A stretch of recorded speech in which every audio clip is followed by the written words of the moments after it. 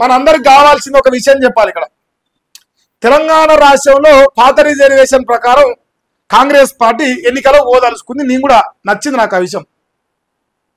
మరి పాత రిజర్వేషన్ ప్రకారం పోతే ఓట్లు వేస్తారా? ప్రజలుగా మరి మోసపోయే రోగం అందరికి వచ్చింది కాబట్టి ఓట్లు వేస్తారా వేయరా గ్రామ పంచాయతీలలో ప్రజలు అనేది ఇక్కడ మనం మాట్లాడాలి. ఇంకొకసారి ఈ వార్త చూడరా, బీసీలకు కోటా 25%, పాత పద్ధతిలోనే స్థానిక ఎన్నికలకు వెళ్లే యోచనలో సర్కారు ఉన్నది.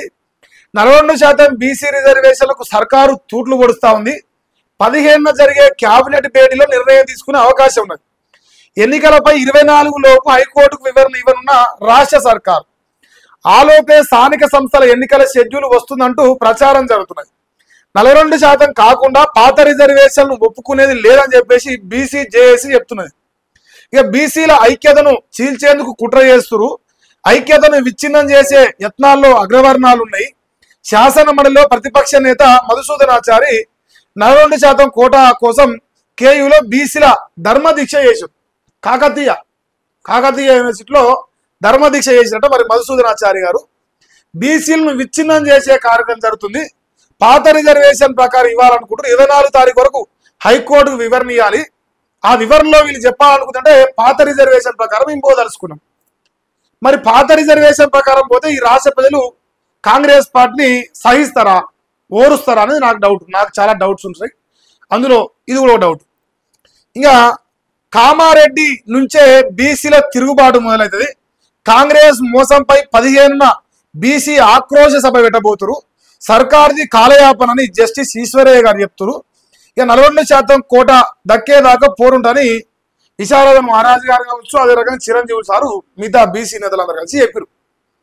ఇంతవరకు నిన్న వీళ్ళు కూడా ఒక ప్రోగ్రాం జరిపిస్తారు, వీళ్ళు నడిపిస్తారు. కామారెడ్డిలో 15వ తారీఖు నాడు బీసీ ఆక్రోశ సభని బీసీ జేఏసా మరి వాళ్ళది ఏ జేఏసు నాకు తెలియదు.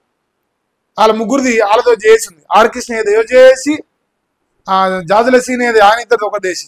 ఇక్కడ మన ఈశ్వరయ్య గారు, చిరంజీవులు, తర్వాత విశారద వీళ్ళ ముగ్గురు ఒకటి. ఇక మన లత్కోర్ గారు మళ్ళీ గాంధీ రగ్ గాంధీ అదో లత్కోర్ వాదం, అదో దొంగలు. ఆ దొంగలు కూడా 3 రకాలు ఉన్నాయి ఇప్పుడు ఈ తెలంగాణలో.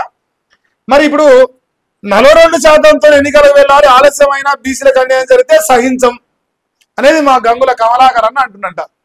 అంటే ఆలస్యం అయినా అన్యాయం జరిగితే సహించం, ఆలస్యం అయితే ఓకే. పాత రిజర్వేషన్ ప్రకారం పోతే మేము ఒప్పుకోము అని అన్ని బీసీ సంఘాలు చెప్తున్నాయి. ఓ దొంగల ముఠా ఉంది, ఆ దొంగలా కొడుకు తప్ప, నల్లికుట్లోడు రగ్గాడు, నప్పతట్లోడు మల్లిగాడు తప్ప ఆల్మోస్ట్ అందరూ చెప్తురు పాత రిజర్వేషన్ ప్రకారం పోతే మేము ఒప్పుకోము. ఇక ఒకనాడు ఆయన ఉత్సవోజు తగలబెట్టింది.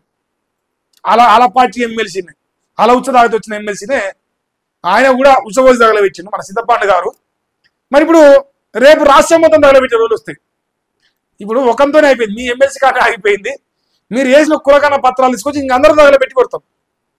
ఎందుకంటే మమ్మల్ని చుతగానం చేసి ఇగో నీకు ఎన్ని బర్రెలు ఉన్నాయి, ఎన్ని గొర్రెలు ఉన్నాయి, ఇవన్నీ లెక్కలు అడిగి లాస్ట్కి వచ్చినాక మాకు పంగనాలు పెడితే మరి మేము ప్రజలుగా మేము ఎట్లా ఊరుకుంటాం?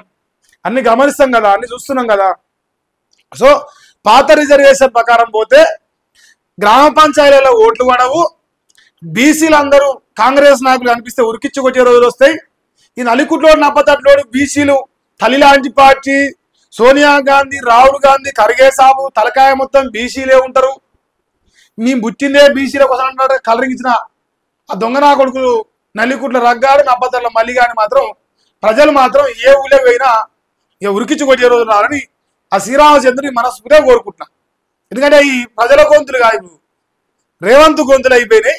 సో అది ఏదైనా కానీ బీసీలకు అన్యాయం జరిగితే ఎవరిని వదిలిపెట్టేది లేదు.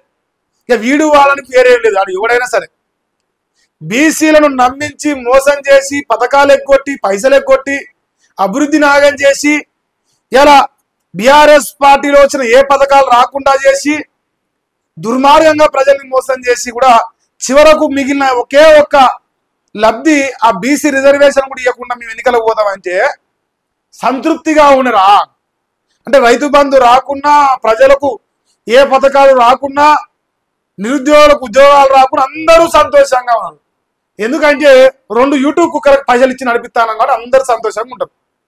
ఆ కుక్కలు 2 సంతోషంగా ఉంటే తెలంగాణ మొత్తం సంతోషంగా ఉన్నట్టే అనమాట. సో అట్లాంటి బ్రోకర్ నా కొడుకుల వల్ల ఈ రాష్ట్రంలో కాంగ్రెస్ పార్టీ రాజ్యం వెళ్తుంది. ఇంకా ఈ డంబాచారం షురూ చేస్తుంది. వాస్తవమైన విషయం అంటే గ్రౌండ్లోకి పోతే ఈ బీసీ రిజర్వేషన్ల పేరుతో 23 నెలలుగా గ్రామ పంచాయతీ ట్రాక్టర్లకు కూడా పైసలు లేవు. ట్రాక్టర్ డీజిల్ కూడా పైసలు లేవు. ఆ గ్రామ పంచాయతీ అభివృద్ధి కాకపోతే మాకేందా? మాకు బీసీ రిజర్వేషనే కావాలని అభివృద్ధి దొంగ నా కొడుకులు ఏడు నల్లికుట్లోడు నబ్బతట్లోడు. మరి ఇలా ఎటు పోతారా? ఇలా అదే పాత రిజర్వేషన్ ప్రకారం పోయే ఉద్దేశం మీకు ఉంటే ఇక మేము కూడా ఎల్లమ్మ తల్లికి ఆడపోతుంది ఫలితానికి దేవుని దండం పెడతాం. మేము కూడా తయారే ఉన్నాం. మాకేం బేసచాలు. మాది ఎట్లా అంటే అవతల ఇటుకతో కొడితే మీరు రాయితో వచ్చే బాపత అనమాట మనం. సో ప్రజలు మేము డిసైడ్ అయిపోయాను. కాంగ్రెస్ పార్టీ మాకు కొడితే మేము తీసుకుంటున్నాం. రేపు మేము కొడితే కాంగ్రెస్ పార్టీ తీసుకోవడం సిద్ధంగా ఉండాలి. అంతే కదా.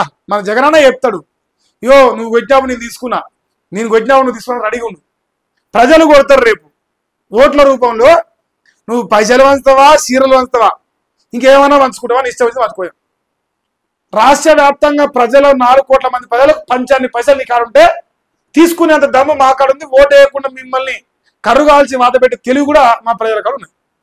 సో రేవంతుల వారు నల్లమల పులి గారు, నల్లమల పులి ప్రజలకు మోసపోయే రోగం వచ్చింది. నీ మోసం చేసే వైద్యుని అవుతా. మరి మేము కూడా ఇప్పుడు రివర్స్ అవుతున్నాం.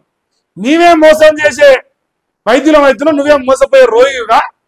నీ జూబ్లీస్ గీబ్లీస్ అన్ని బరిగీసి కొట్లాడతారు రేపు ప్రజలు. గ్రామ పంచాయతీలలో సర్పంచులు, ఎంపీటీసీలు, జెడ్పీటీసీలు ఎట్టెట్ట కాంగ్రెస్ ఓడికి వెళ్తాడో ప్రజలు చూస్తారు. ఇక నువ్వు నలికుట్లోతో నబ్బతట్లోతో రోజు కొట్టుకో. కాంగ్రెస్ జోరుంది గ్రామ పంచాయతీల, కాంగ్రెస్ జోరుంది గ్రామ పంచాయతీల అని ఆ నల్లికుట్లో రగ్గాడు, ఆ లుచ్చగాడు మలిగాడు ఇద్దరు చెప్తారు. దాన్ని ఎట్ట తిప్పికొట్టాలని నేను చూసుకుంటా.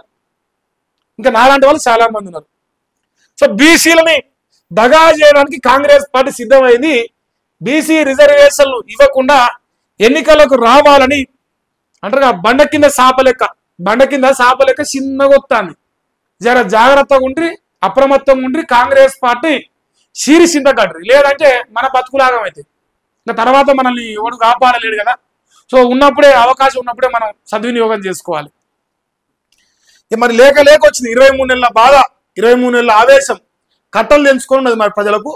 అవన్నీ తీర్చుకోవడానికి మనస్ఫూర్తిగా కోరుకుంటున్నా.